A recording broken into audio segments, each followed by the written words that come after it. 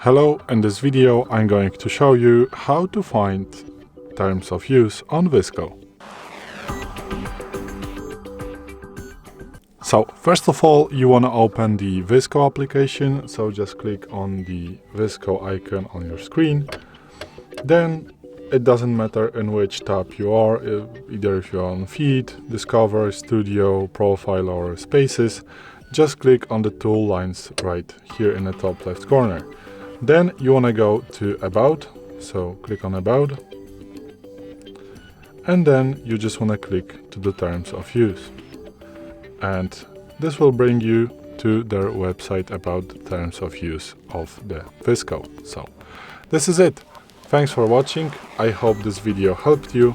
If it did, please leave a like and consider to subscribe to our channel.